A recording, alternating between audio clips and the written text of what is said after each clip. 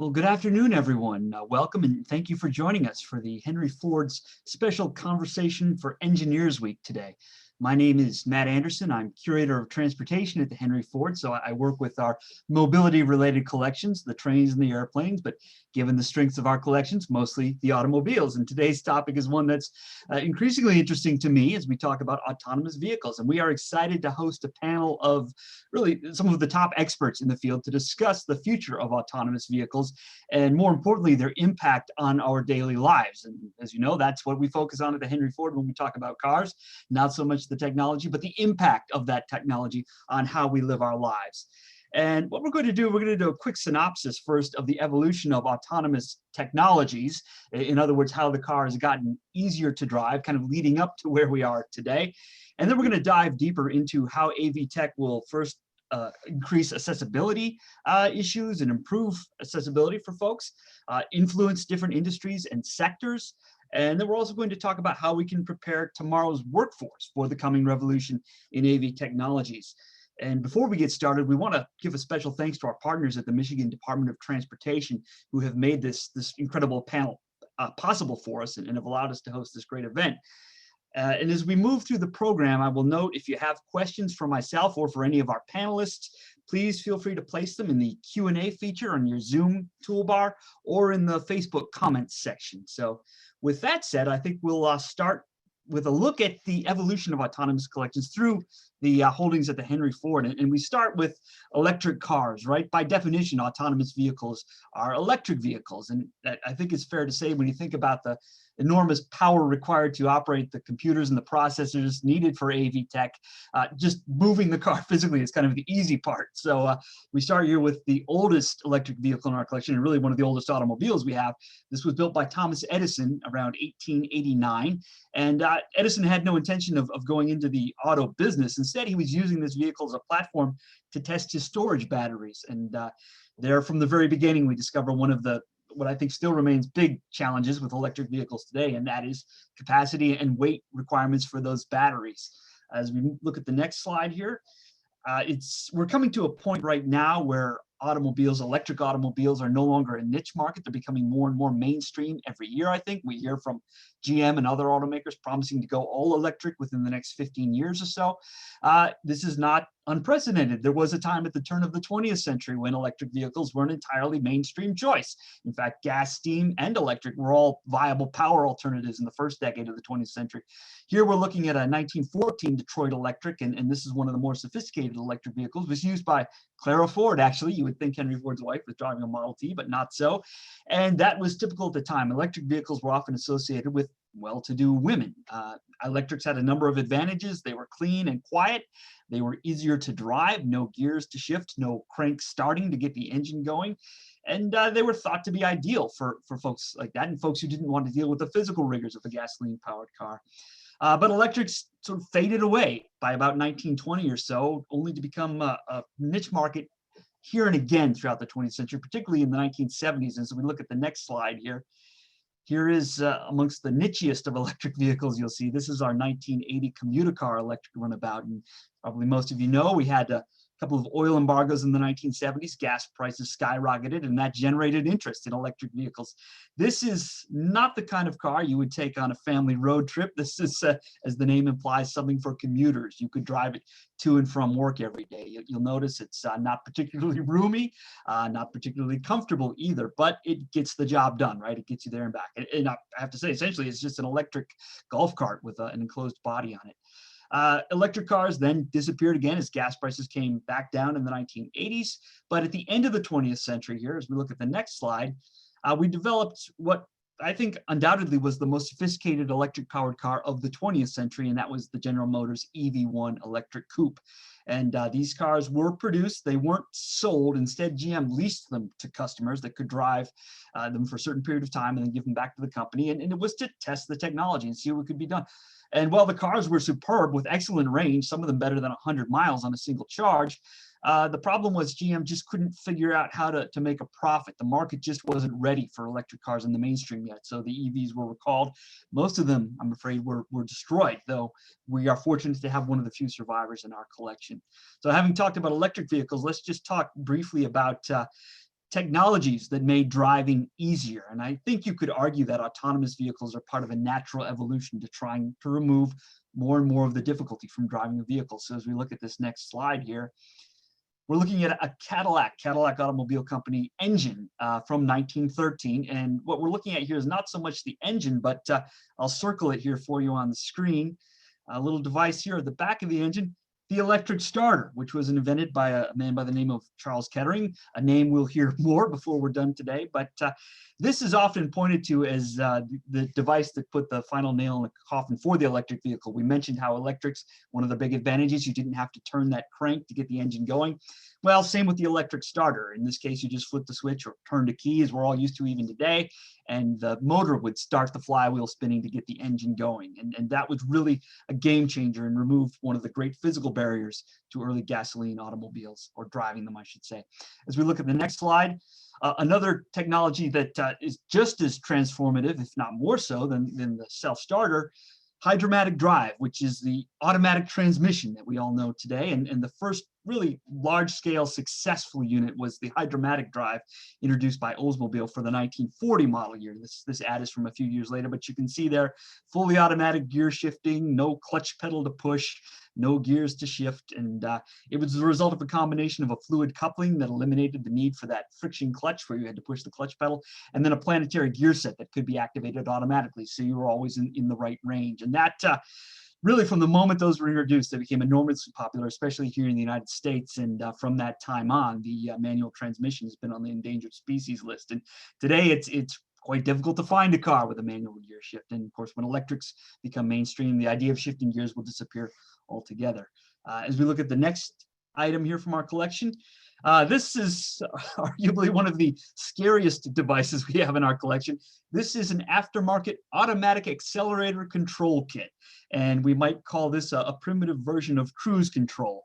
What you're looking at is a kit you'd buy in the auto parts store, and then you would affix it to your gas pedal on the floor, and there would be a clamp that would hold your gas pedal locked into a position. Now, it was connected via a ratchet mechanism to the brake pedal, so if you push the brake pedal, it would theoretically release this clamp, but all it does is just hold the pedal itself in one position, which is fine if you're traveling on a flat surface, but doesn't work so well if you're going over hills, so not the best thing to use. And not sure if we've lost our, oh, there we go.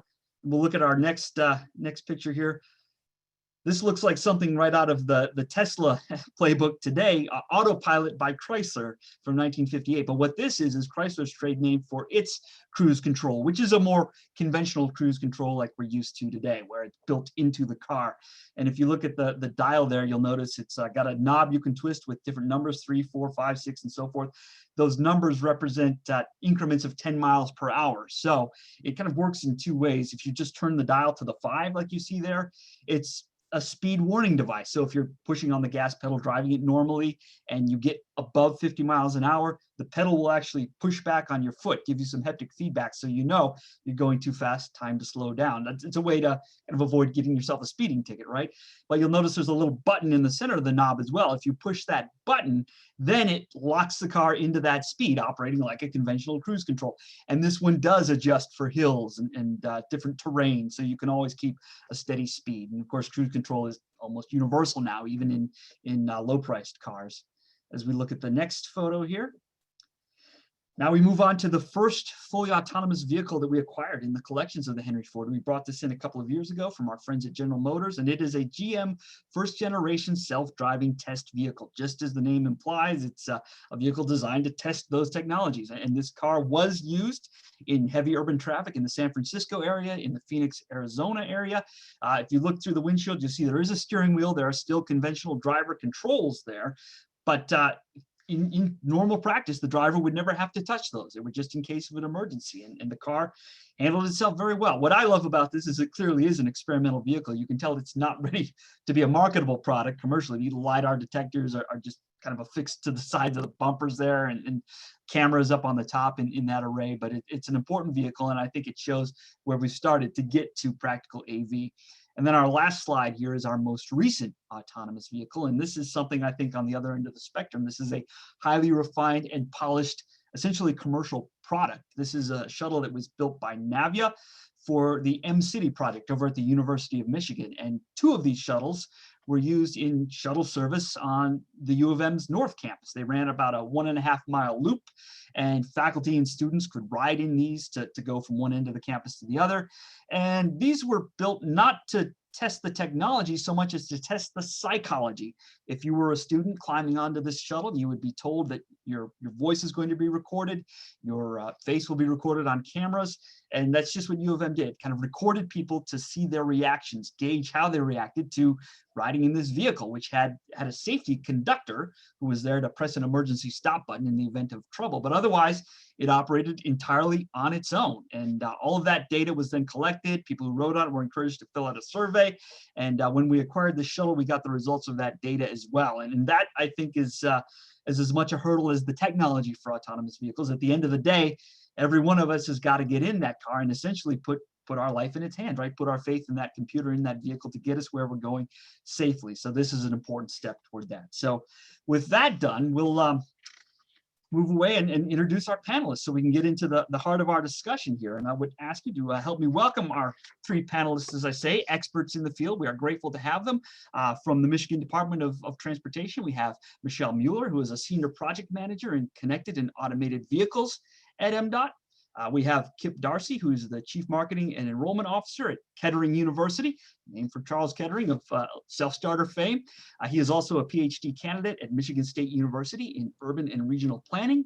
And then we have Grace Depker, a Solutions Architect and Semi-Autonomous Mobility Car Race Team member at Aero Electronics Engineering Solutions Center. So we are grateful to have all three of you with us today. Thank you so much for joining us. And with that said, I think we'll just open up the discussion here with our first subject area, and that is talking about how the adoption of autonomous vehicles will advance different industries and different sectors. And I'll open up this first question to all of you, to anyone who might like to answer.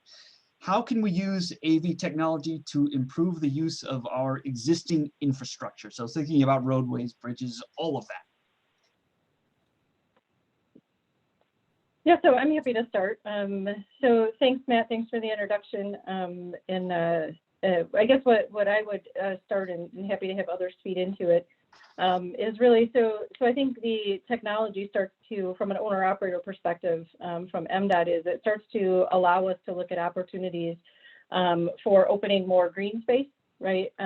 Obviously, we are safety and mobility oriented, but there are environmental benefits associated with the technology. We right now, for a couple of examples would be, say, our lane widths, right? We have 12-foot lane widths, for those that may not know. And those are geared not because the car takes up the complete 12 feet of width space, but it's allowing for some driver error when you're driving down the road. Maybe you go a little to the right, a little to the left. The other thing are you start looking at things of, do we really need the signs on the side of the road? If that information is coming in directly to the vehicle, do we need those other asset, pieces to our infrastructure? And then we do allow from the shoulder out, that we call it a clear zone in our world. What that is, it allows for, if a vehicle starts to veer from the road, is it keeps objects out of that zone so that people don't impact them and have a negative experience associated to that. So there's a whole bunch of examples of that, but I guess I would leave it at the point right now from looking really at that owner-operator piece of it, is we can open up those opportunities, provide the safety environment for the motorists, and then also allow more environmentally friendly solutions. As you get smaller lanes, maybe now instead of 3 on the freeway in one direction, we can actually do 4, right? Because we don't need a full 12 feet. So you start looking at those opportunities. And Michelle, I think that leads naturally to the next question. And it is about the environmental issue. And I think, the environment has been driving this changeover to electric cars. And how is it that AV cars, which are kind of a next step beyond just electric vehicles, can help us to improve the environment as well, or solve those issues?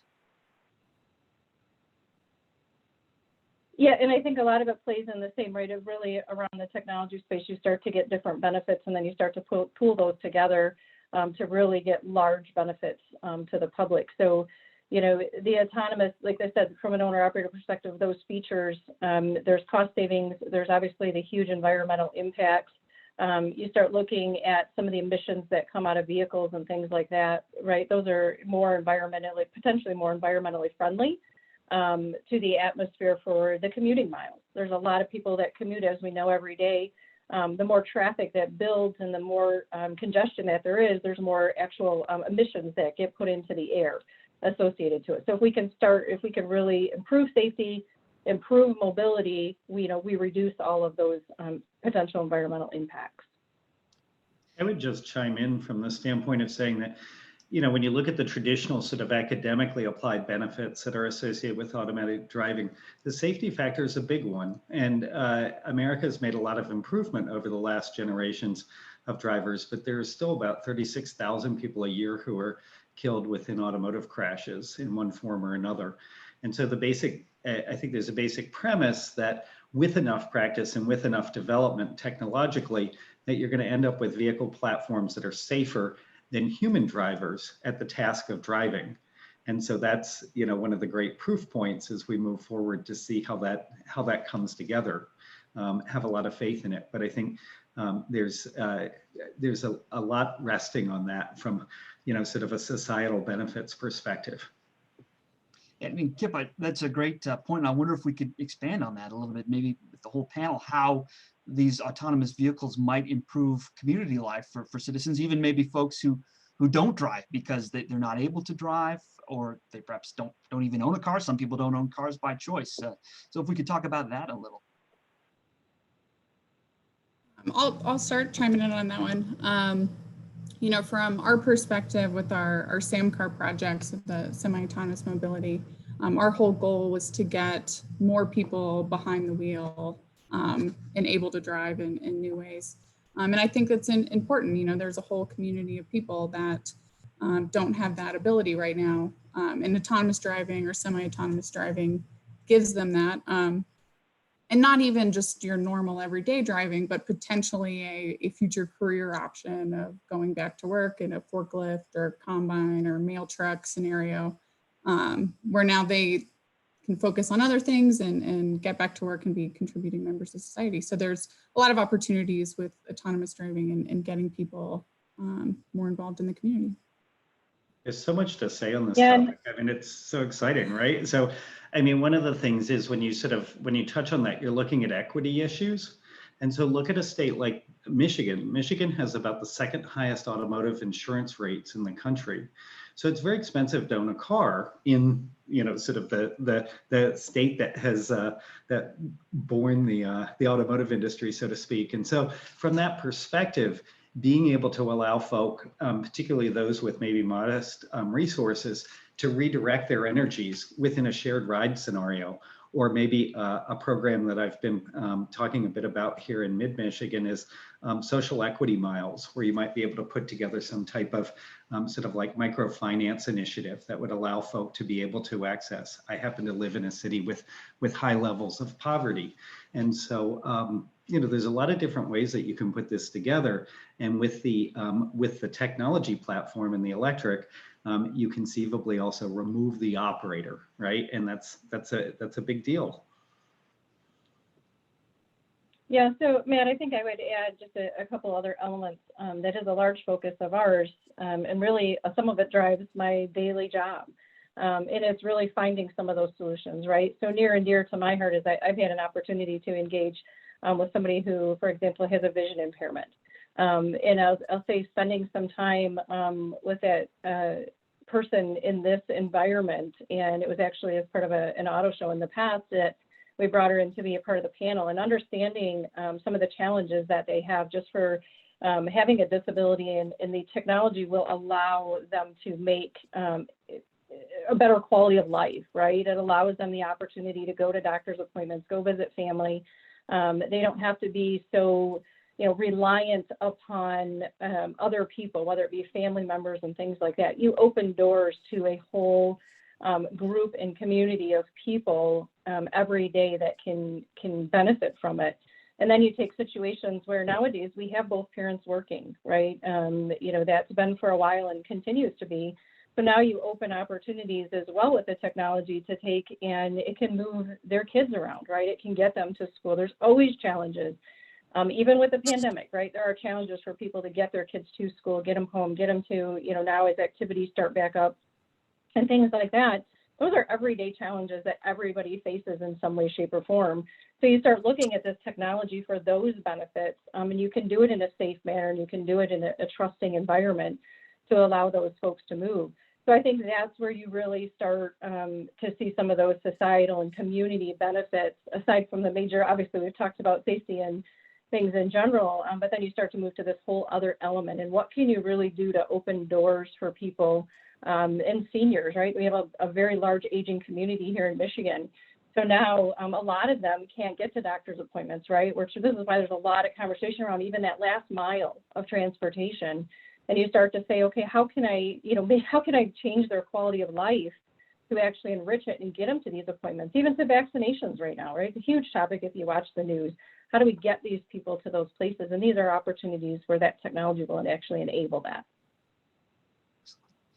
Well, let's shift for a moment and talk a little bit about autonomous vehicles and the impact that they will have on the workforce, specifically thinking about the automotive industry workforce. And at the Henry Ford, we always think about the moving assembly line and the Model T and how that very much changed the role of workers in building automobiles. Prior to that, you had small teams of maybe 9 or a dozen people who would build a car from the ground up, and you had to have any number of skills to make that happen. And the whole point in Ford's assembly line was to remove a lot of that skill. So instead you had workers, fixing one bolt or something again and again as the cars went down the line. And I think we're going to see a pretty dramatic shift with the arrival of autonomous vehicles. Grace, I wonder if you could comment on the range of professions that are going to be required to develop automotive technologies, or autonomous vehicle technologies, I should say.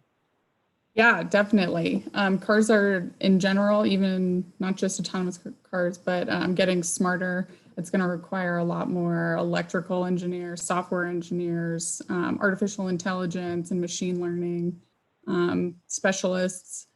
The time and complexity it's going to take to be able to manufacture those, it's going to go up. The people that service those vehicles, that's obviously going to be a huge market. They're going to be a lot harder to work on. Yeah, support that goes into everything around it. It's going to be a huge push going forward. I mean, we're seeing it already within our industry. I know within our company, we're beefing up and preparing for all of these needs in the future and having those engineering services ready. Yeah. So Matt, you may be familiar with Kettering University, obviously the namesake with Charles Kettering, but we educate engineers and predominantly automotive and mobility engineers. And when you're seeing a pretty seismic shift, right? It's becoming much more of a multidisciplinary, interdisciplinary approach to engineering education. And so when you think about everything from creating platforms to manufacturing them to being able to adjust and service going forward, we're introducing new degrees like a Bachelor of Science of Engineering, which allows people to specialize in things like mechatronics, where you combine mechanical engineering and electrical engineering and robotics and all of these things. Obviously, as Grace was pointing out, emphasis on a lot of software development and artificial intelligence. And there are also interesting sort of cross-pollination opportunities there also with the social and liberal arts, from the point of view of how do you code new vehicles, and what kind of bias might you as a software programmer or as an organization bring to the table, and how do you prevent that? How do you make sure that you're creating equitable platforms? So it's, I would suggest it's an incredibly energizing time to take a look at mobility. There is so much going on. And the kind of students that we often see, but not exclusively, are very interested in things like robotics, and they're interested in coding and gaming, and those immersive experiences at the secondary school and earlier levels. So there's a lot to draw on there. Yeah, and then Chip brought up a good point. Sorry. Specialties with, kind of around the humanities of autonomous vehicles too. So having people that understand that human machine interface, that's going to look a lot different. So there's going to be a lot of opportunity there.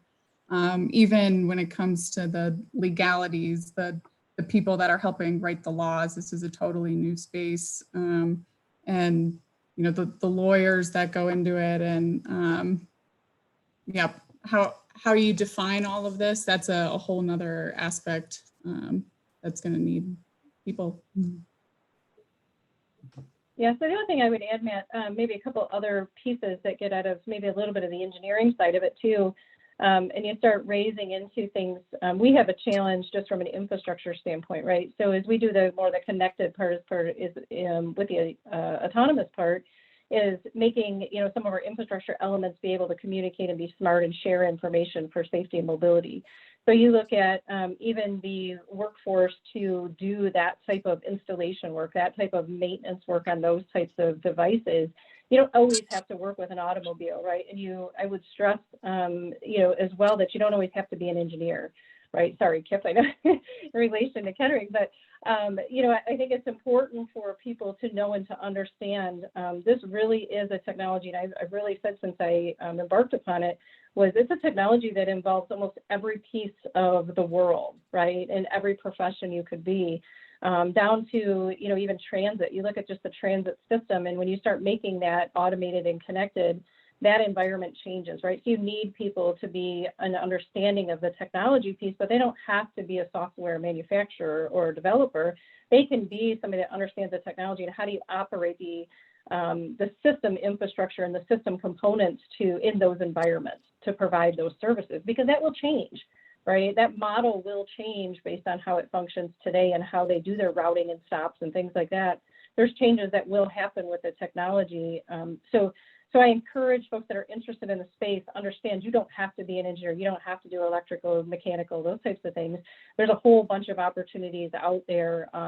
We've had kids and people, give feedback to us that, this really is like it made world changes to them. They didn't know what they wanted to do coming out of high school to go into college, and they found some connection, right? And they pursued that. So don't give up on your dreams. Don't give up on your passions. Find that nook, find that connection point for you, because you got to do it every day, right, for the rest of your life. And it's out there. I can guarantee you it's out there in this space. Well, I hope I wasn't looking like an engineering. We offer degree programs in management. There are an array of different things to do. To your point, I think, Michelle, it takes it takes a broad range of skills and passions and talents to be able to bring really well-crafted solutions to bear in this world. Well, I think this is a great conversation. It leads kind of naturally to the next question, and that is what can we do, or what should we be doing now? Maybe what are we doing now to encourage the next generation to get involved in these technologies, to prepare tomorrow's workforce for the autonomous future?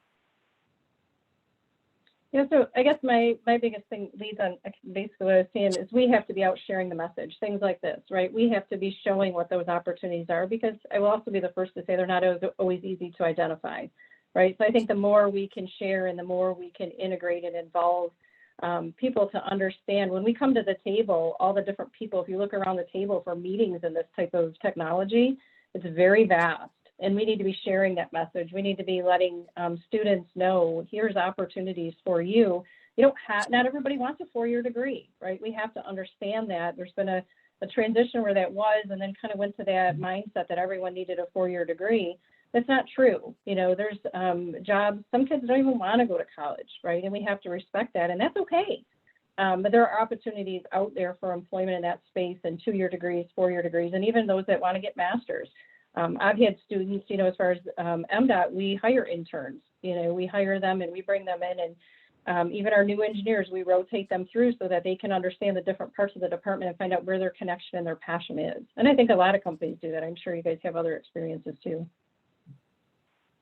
I'll build off that a little bit too. And, the sharing mindset of, another thing we need to be doing now is, the research and technology data gathering. And I've seen a few different car manufacturers now come out and say, oh, we're going to open our platform up to be able to talk and work with other groups, and we're going to share data. And that really helps drive the whole industry of learning from different scenarios. Having that larger data set is really going to help push the autonomous world too. Having that foundation of research and making sure that all the safety testing and requirements are there is going to be huge in order to make this successful. Well, let's talk a little bit about the features and capabilities of autonomous cars and things we might look forward to. And maybe I'll kick it off by saying one of the things that intrigues me is, as you all know, we have a problem right now in funding our highway infrastructure, right? For years, it's been based on fuel taxes, and that is a fixed rate that doesn't change. So as cars get more efficient, the gas revenues and tax revenues go down. And there's this talk of shifting to a mileage tax. And the difficulty has always been, well, how do you track somebody's mileage? Well, with autonomous vehicles, that becomes far simpler, given that they're coordinating with the central computer and navigating and keeping track of all this stuff anyway. So, I mean, that kind of excites me, that possibility. Of course, it opens up privacy concerns, but I wonder what some of you might look forward to, or what possibilities you see in autonomous technologies. I think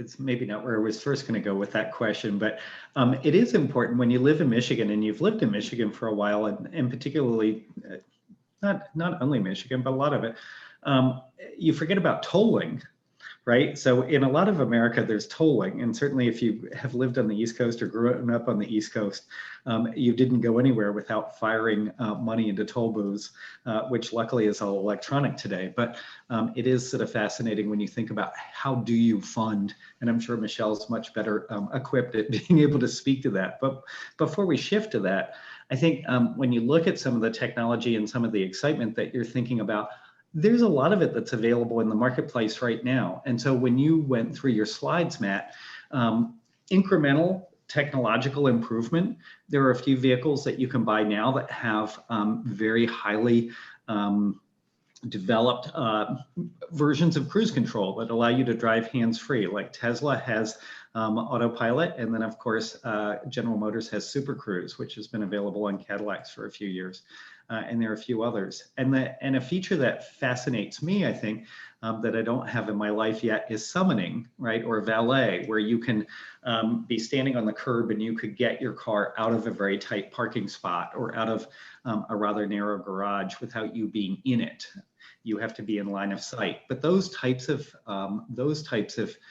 innovation are in production, and some of the more mundane aspects of it that you might think of as being sometimes intrusive or bothersome on a daily basis have shown, there's enough data now that they've shown to be tremendously valuable. Things like automatic emergency braking. One of the key challenges is the terminology and the lack of standardization within terminology, and in fact, vehicle buyers even knowledge of what they have purchased, but systems that actually apply the brakes under certain circumstances for forward and reversing activities, lane keep assist, and other warning systems. Those things are already here. And so I encourage people, particularly those who might be here in the upper Midwest, to actually try some of these features. Well, you can try them anywhere in the country, right? You can go to a car dealer, but we have a number of events every year, including something coming up this coming September, where the industry tends to turn out and they want you to be able to try out new product. So I guess in summation, there's a lot to be excited about. Sorry, I need to wrap it up. I get so excited I forget where I am. There is, and I think there's a lot of things, right? And I think as we move with technology, it all comes down to no different than the workforce, right? How do things realign? How do we change the way we're doing things today? And that's really the name of the game, right? How do we be innovative? Every day of my life, and especially given the career I'm in, is how do I do things better and more efficiently? We constantly, as a department, are looking at those opportunities. We look from a technology perspective. What are the things that this technology enables us to do? What's the ability for getting some more data in real-time information in? When you look at simple but complicated things such as our snowplow fleet, right? We've had a lot of snow recently. There's a lot of people that really don't understand how they function. Right, not function in context of scraping the road and salting and things like that, but how are they directed, right, from their home bases? And you'll go down the road or the freeway I have, and you'll see them sitting at a ramp, and you're saying, why are you sitting there? Why are you there? Well, they're there because they're waiting for the impending storm that's coming through, so that they're on the spot ready to salt and plow to make the road safe. Well, what enables the data in feeds can enable us with this technology is we can get real-time information to understand where those storms are trending. We get a lot of bad weather, right? Michigan gets, you'll see it on some of the freeways where we get, the fog situations have happened and things like that. If we have this data and we have this information coming from the system and from the other vehicles, we can make better decisions, right? If it's going to be a banned storm, we can redeploy the trucks that are sitting somewhere else because we don't know exactly where it's going to hit, but we have to be prepared to respond. That's our job. So when we take that kind of information in a real environment, we can now make business decisions to redeploy those trucks. And maybe now we're covering a freeway twice as fast, right? We're salting twice as fast that we possibly can. So those are things, one example of many. And then, I would say that, new business models, right? So how do we fund things? I know, Kip, you mentioned tolling, and we do have a tolling study underway. I don't know what that'll look like. I'm not leading it. But I do know we've been challenged, by our government staff to look into that and understand the pros and the cons and how does it fit in Michigan. There's many things that play into that with some of the laws and stuff that exist that are, challenges as well. So it's all part of it. And it's really about innovation and changing, maybe looking at changing how the business models and things that we do, to just continue to serve. And do we need as much roadbed infrastructure with this technology as we do today? So maybe some of the associated costs that we have actually, go down, but then in other areas of the technology, do they go up, right? So we're working to answer those questions every day, and it's a lot of, trying to figure out what we don't know that we don't know, right? And I think the general concept of business models is kind of intriguing because just in sort of the academic pure play notion of automated driving, that model was built over the last 10 years in large part after it came out of those DARPA challenges. It really was built around ride hailing, right? So when you look at that Chevrolet Bolt, I don't know for certain the one that you demonstrated, but it may have come from Cruise Automation. And so, so these are platforms that were designed for urban ride hailing. And the notion was that you as a cool urban habitué, we're going to hail your ride and it would be, a fully automated experience. But the pandemic has created huge amounts of upheaval, right? And it doesn't mean that a lot of these concepts won't come back. But the pandemic alone, I think, has provided both opportunity and has created a bit of seismic shaking, if you will, as to what it looks like, all in the amount of time I've been studying it. Also, in terms of business model, I think what we're going to see is the opportunity to kind of opt in to share data or get data from these other services. So, I think you'll see business models where you can share the routes you're driving every day. And now suddenly Starbucks knows that, this is the optimal place to put their next location because of all of this travel data that they have from the specific user group. So you'll see that, and you'll see, kind of the same along the lines of the snowplows, right? You can receive data of, oh, I know these roads have been plowed, so it's safe for me to leave to work now. So as the technology improves and the amount we can share, those are all going to be options. Well, let's talk just a little bit more about how autonomous vehicles can solve mobility limitations for folks. And that could be folks who have physical impairments who aren't able to drive, or it could be age. And when I say age, I mean on both ends, right? There are senior citizens who don't feel safe or comfortable driving. And there are also kids. Michelle, you pointed this out. I mean, kids can't get to soccer games or even to a friend's house without an adult driving them somewhere. So maybe we could talk a little bit about that here for a moment. Yeah, I'd love to start on that. That's definitely been something that's been kind of close to our hearts, getting people back driving, like I mentioned. It's important, right? People want to feel normal. So being able to get in a car and have that car take you wherever, or be able to be in control. I think there's opportunities still in giving more types of control to people that are within the car too that have disabilities. So voice control activation for different features, that'll probably play a role in this. Driver recognition, you have one multiple disabled people using the same vehicle, knowing what their capabilities are. I think there's also things with,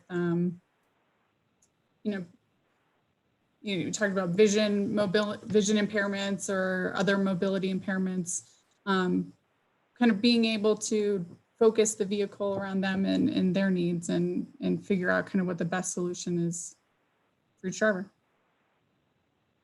Yeah, I think maybe two things I would add, Matt, would be you start looking at other elements, right? You start looking at our military fleet. We do a lot of work, believe it or not, with the military and a lot of testing to move their vehicles, right? And we do testing here because they do convoys, we see those, and those enable things that they're working on, in battlefield, things that we've heard about to keep them safe, right? There's a lot of around the technology to help keep those folks safe.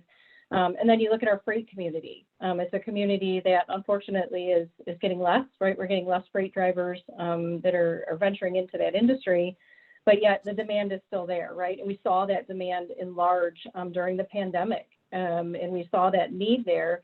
Unfortunately, we don't have enough drivers. So how do we use technology to enable that industry to still keep up with the demand that's needed? And you start looking at things, they have driving hours, right? They can only drive so many hours, their hands are tied. So enabling them things that we're doing, such as opportunities, of pre-information about where they can park, so that they're not spending some of these, there's a lot of money lost and a lot of time lost trying to find a place where they can safely park.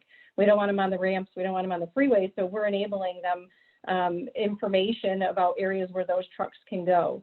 And then you lead that into, if you have autonomous features and you have more of the platooning type atmospheres that exist, you now can extend their drive times, right? There's a difference between them actually physically driving. Their hours are different as if they're just commanding the vehicle, I guess, and putting more of a safety role to the vehicle as opposed to actually driving.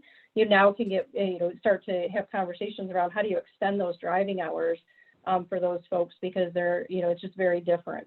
So it's really as you start to move on beyond things of passenger vehicles, you look at these other fleets and these other folks that have to operate, and you get into emergency responders and things like that, and you really start opening Pandora's box of opportunities to help people, all industries and all people do things more effectively and efficiently for themselves.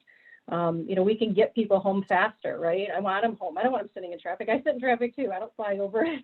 I sit there and I want people home with their families. I want them to be with their kids and spending quality time as opposed to sitting in a car in traffic. So we really work hard on these different aspects and technologies for all different types of people, across the board.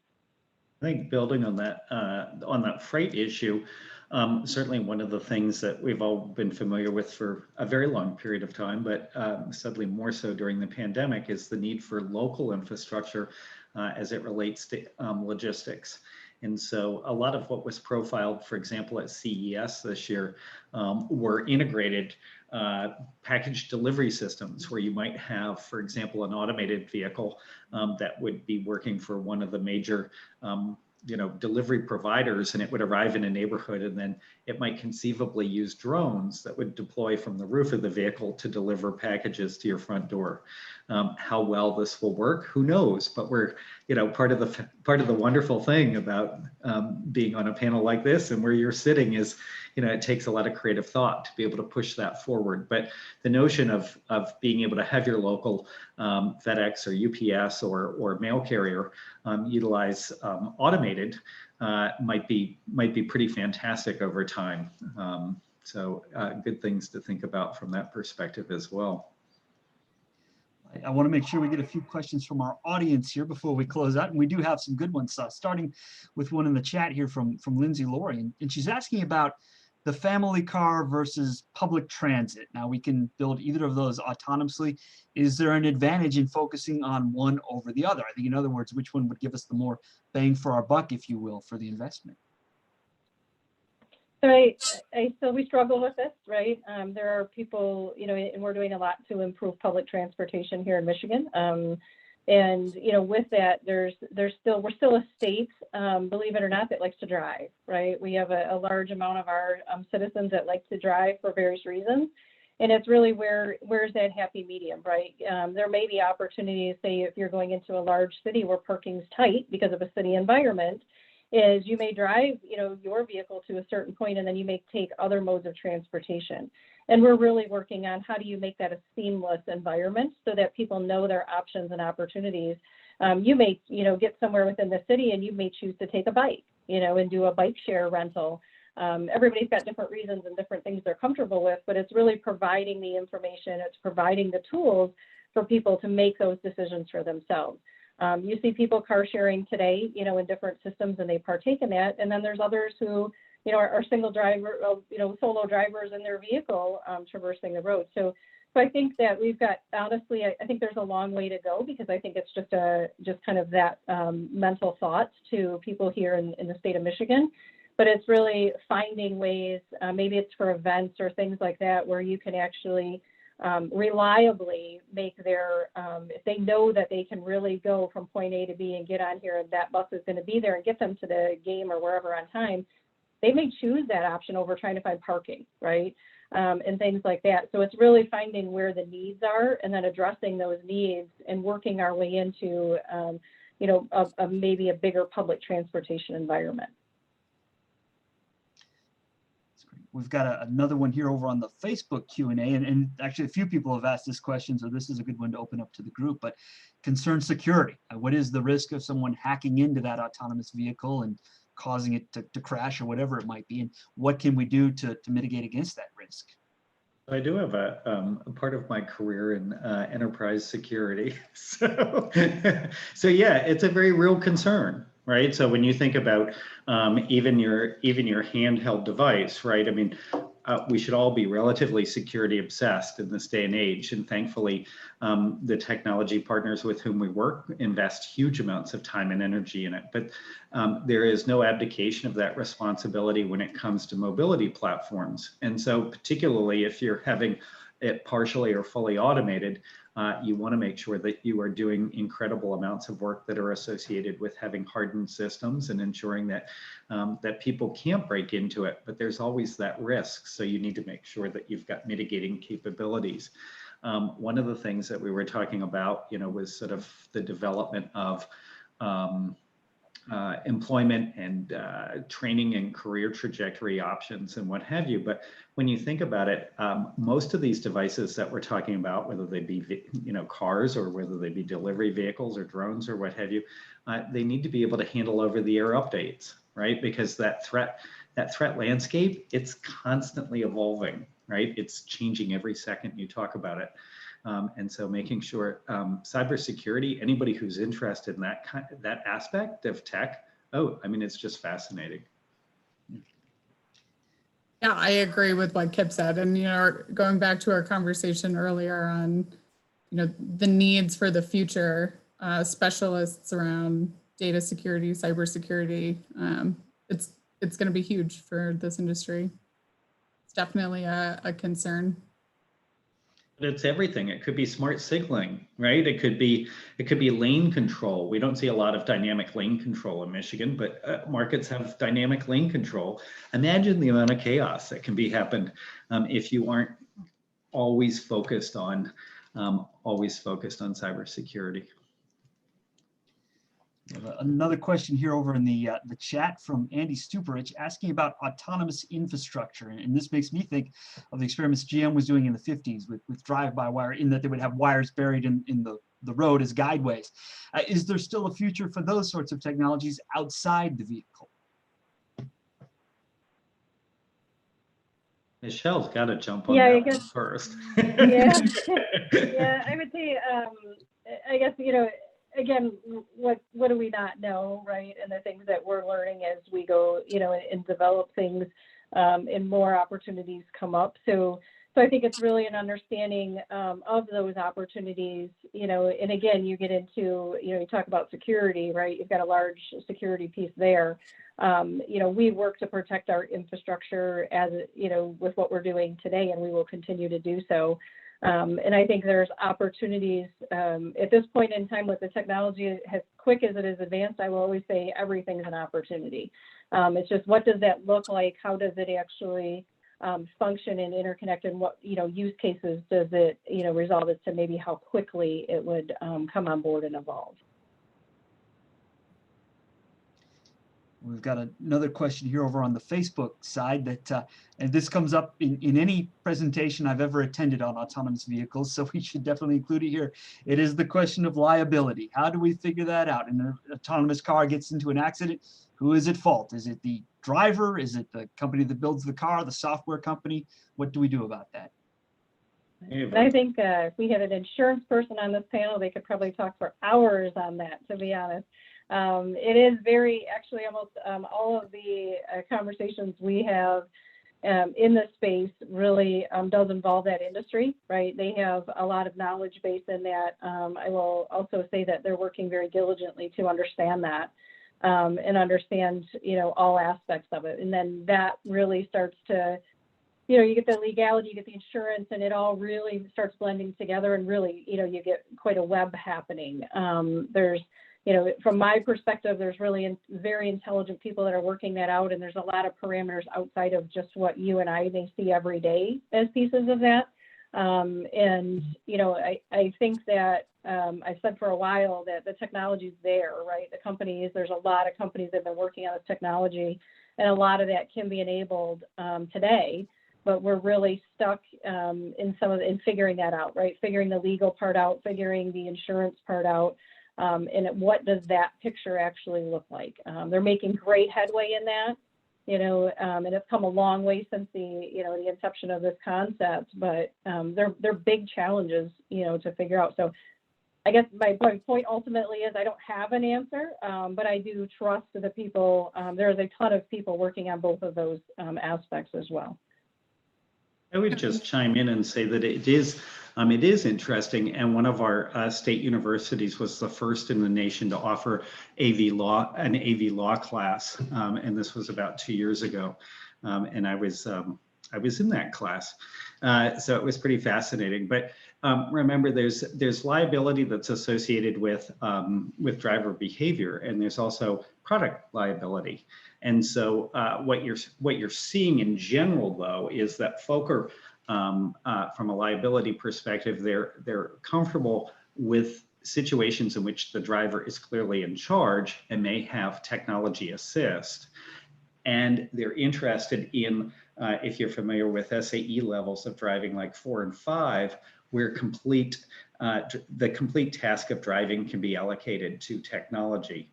But the problem is when you start to get in that sort of 3 and low 4 areas or something where you've got the driver partially driving the vehicle, it's pretty hard to be able to assign liability under those circumstances. So to Michelle's point, yeah, folk are working on it, but they don't, even though what you're seeing in the marketplace in the form of some of these more automated solutions that you can buy today, that's not, based on my understanding, where the legal market feels a great deal of comfort. And I'll just add too, I'm definitely not on the legal side, but from the engineering technical side, it's important for engineers to kind of understand what they're getting into as well. I've seen some cases where they've tried to put blame on the engineers that wrote certain algorithms, and is it the algorithm that's at fault in that engineer? But as people are developing this technology, making sure, you have the right trainings, everyone understands what's going on, what's at stake, partnering with the right suppliers for sensors, in a sensor failure, making sure you're using the best technology with the best engineers to help cover that. I think we have time for one more question here, and it's a big one. I like it because it gets more to the story of how autonomous vehicles will affect society and community. And any big city in the United States has its story of the interstate that came through and destroyed a neighborhood, right? And sadly, often those were African-American neighborhoods or economically disadvantaged neighborhoods. In Detroit, it's I-375. So now that we have autonomous vehicles coming onto the scene, is there a chance to rethink some of those transportation decisions and perhaps remove some of that existing infrastructure and maybe undo some of that damage?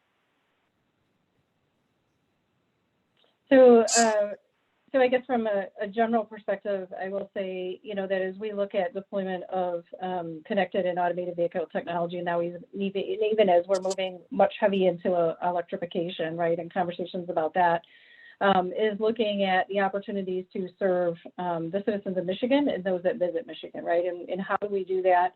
How do we use the technology for safety and mobility benefits? And where does it fit, right? And that's where, even you start to tie many of the topics we've had, how do we do these last mile services, to get to these communities and things? It can't just be the main thorough routes. How do you get them, use autonomous services to get them medications or, groceries, allow them the opportunities, to be able to use transportation to get to work. Maybe they don't have that ability today. And, how do we use these technologies? How do we use the infrastructure in a way to service all communities, and enable opportunities that have not been there before, to other communities? There's different reasons for different types of projects, and, there's assessments and environmental and all of that stuff that goes into it.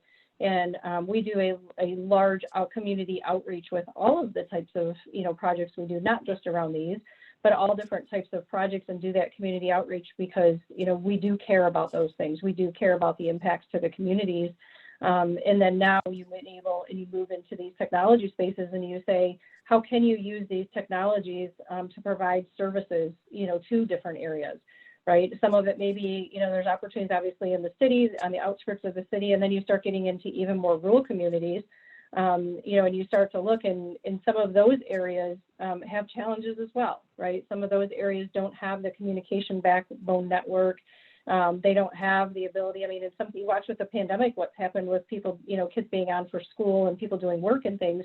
It's really been impacted by the communication infrastructure that's in different parts of just speaking Michigan, but it's all over the world. So I think it's really looking and using the technology and the opportunities from a whole community and state perspective to enable the opportunities and, to really cover those services in reaching all of those different communities and areas. And Matt, to your question there, I think there's also a different perspective one can take as well based on the readers or the writer's perspective. And some of that, if I heard it correctly, is can you actually remove maybe sort of bludgeoning infrastructure that may have been driven through at certain points in history? And so maybe not so much in Michigan would you see it, but having moved from San Francisco to Michigan, it's a different market. And so there were a lot of elevated highways, and a bunch of them got highly compromised in the late 80s because of earthquake action. And they actually took highways out and they quote unquote boulevarded. So with the advent of certain technologies, you can improve traffic flow in certain ways that may allow you to be able to take sort of disenfranchising infrastructure out of the environment and try to create more cohesive communities that facilitate more give and take for all residents, not just drivers. And so the question, the bigger question would be, if I were interpreting what I heard you say, is there an opportunity at some point down the road when you get to a certain level of adoption or acquisition of automated driving technologies to maybe be able to remove hugely divisive infrastructure in certain communities and go to something that might be perceived as kinder and gentler? I think the question's still out, but in California, you have seen that in very specialized markets that are, interested and focused on that. Wonderful. Well, unfortunately, this is about time for us. We always have these issues with these panels, get great conversation going, and then get up against the clock. But I want to thank Michelle, Grace, Kip, all three of you for joining us and sharing your time and expertise with us today. It's been a wonderful and insightful conversation. I also want to thank everyone in the audience for joining us as well, and hope you will all stay healthy, stay safe, and join us again for the next THF Conversation. So